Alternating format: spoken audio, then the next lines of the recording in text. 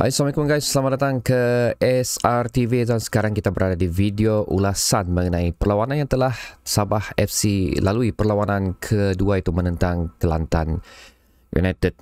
Okey, sebelum tu guys, sekali lagi minta maaf kalau ada kekurangan dari segi cara penyampaian aku dan juga suara aku kerana masih dalam proses pemulihan. Sebenarnya demam aku beransur reda lah, tapi masih ada kesan-kesan dia tu.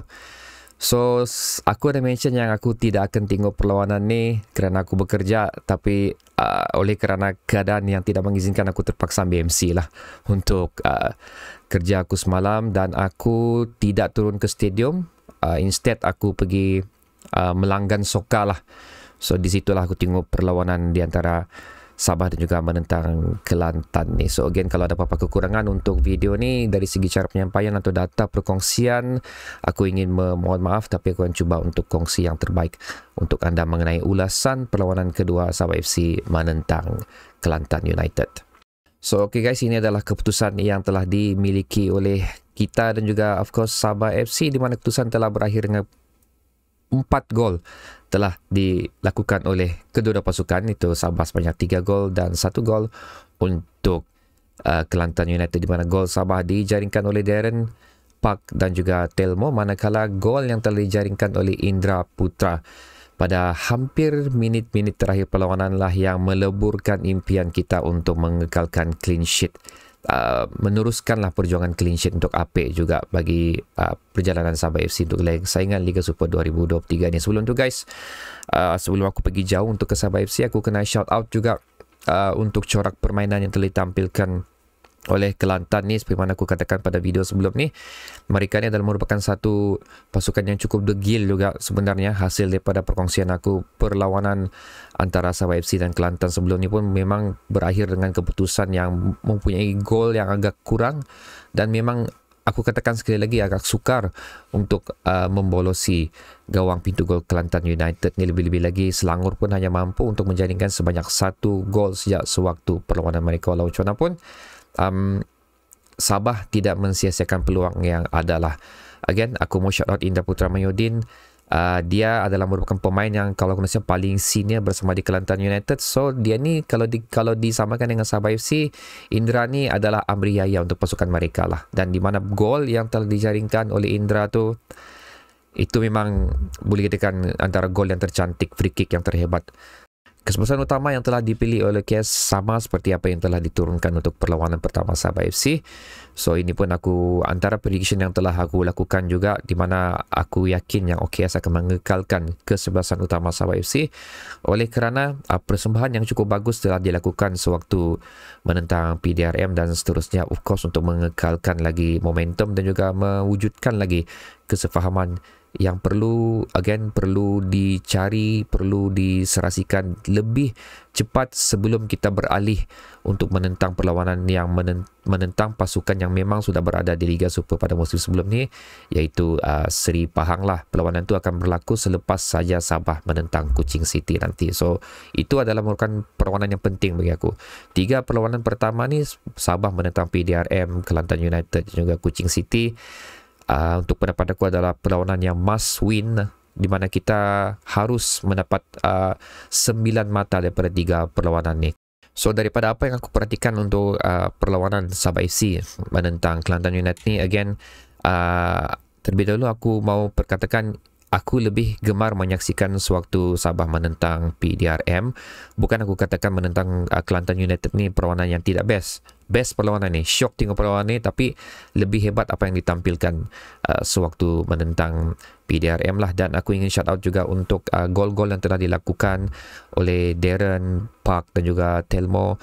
Again, gol Darren adalah merupakan gol penalty hasil daripada kekasaran yang telah dilakukan oleh Daniel Ting di kotak dilawan, dan Darren Lock telah berjaya menyempurnakan sepakan penalti ini dengan cukup bergaya dan cukup tenang. Dan seterusnya adalah gol yang telah dilakukan oleh Park dan Telmo adalah hasil daripada assist yang dilakukan oleh Gabriel kepada Park dan juga Daniel Ting kepada Telmo, membuatkan sekali lagi gol yang telah dilakukan oleh Sabah FC adalah merupakan daripada satu especially untuk gol Telmo lah, merupakan satu build up yang cukup cantik telah dilakukan oleh Sabah FC. Manakala gol yang dilakukan oleh Park Tu itu adalah lebih kepada kucar kacir yang telah berlaku di kotak di pasukan lawan. Tapi walau macam mana pun agak tenang apa yang telah dilakukan.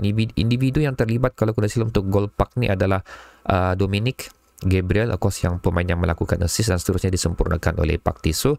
Cukup tenang, cukup tahu di mana bola perlu dilarikan. Again, ini adalah merupakan satu perubahan yang besar oleh Sabah FC lah, di mana sebelum ni perlawanan sebelum ni kebanyakan gol kita, especially untuk permulaan Liga Super, banyak dihasilkan daripada situasi bola mati. Menunjukkan di sini kita adalah merupakan salah satu tim yang pemilihan pemain yang dibawa masuk, corak permainan boleh dikatakan hampir cukup sempurna. Again, kerana kebanyakan gol yang telah dilakukan oleh Sabah FC daripada perlawanan pertama dan perlawanan kedua ni adalah merupakan satu dimulakan daripada build up yang cukup cantik, teratur dan cukup sistematik.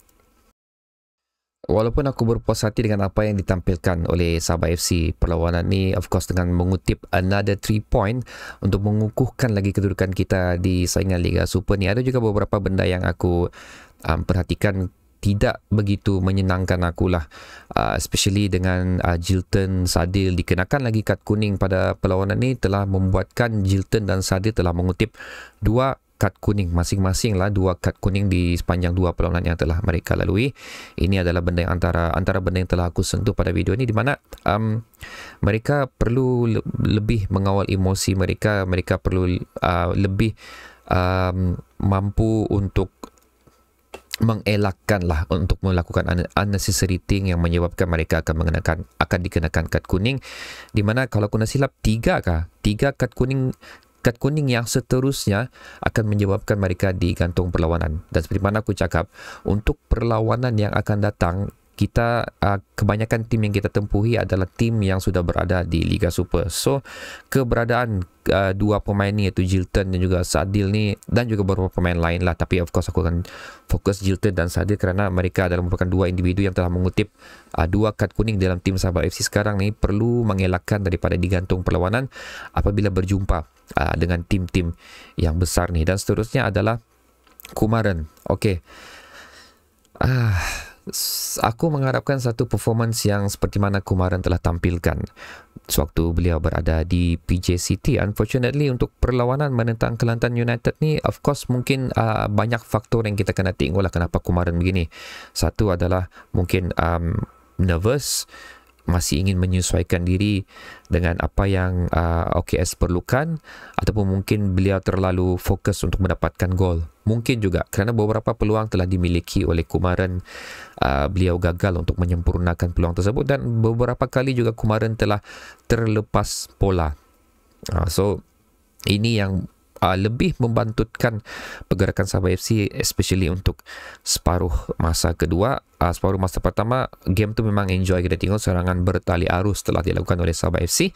Tapi bila separuh masa kedua, beberapa pemain telah digantikan, permainan tu nampak agak seimbang walaupun lebih didominasi oleh Sabah FC lah. Cuma lebih banyak kesilapan telah dilakukan oleh pemain Sabah FC, especially pemain gantian pada separuh masa kedua. So, okay guys, itu adalah ulasan secara ringkas yang dapat aku kongsikan untuk kamu bagi perlawanan di antara Sabah dan juga Kelantan United. Minta maaf sekali lagi sekiranya cara penyampaian aku kurang seronok dan juga data yang aku berikan ni tidak begitu tepat. Ini adalah kerana sebab-sebab yang aku dapat elakkan lah. So, shout out untuk 3 pemain ni sekali lagi, iaitu Park Tae-su, Darren Lock dan juga Telmo Castanheira. 3 individu yang cukup bekerja keras waktu menentang PDRM. 3 individu ni sekali lagi menunjukkan kemampuan mereka, kepentingan mereka dalam pasukan Sabah FC sewaktu menentang Kelantan United, di mana 3 individu ini juga banyak terlibat di dalam persembahan Sabah FC dan of course untuk gol yang telah dilakukan oleh tim Sabah FC juga. So okay guys, ini adalah sekali lagi keputusan yang telah terhasil bagi perlawanan ini sebanyak 3-1. Ada beberapa individu berjaya meneka dengan tepat perlawanan ni. So aku Aku nak sangka kamu boleh pilih yang Kelantan akan skor perlawanan ni. Even aku punya prediction pun 2-0. So sila shout out nama kamu yang telah berjaya menekan dengan tepat keputusan perlawanan ni di ruang komentar di bawah.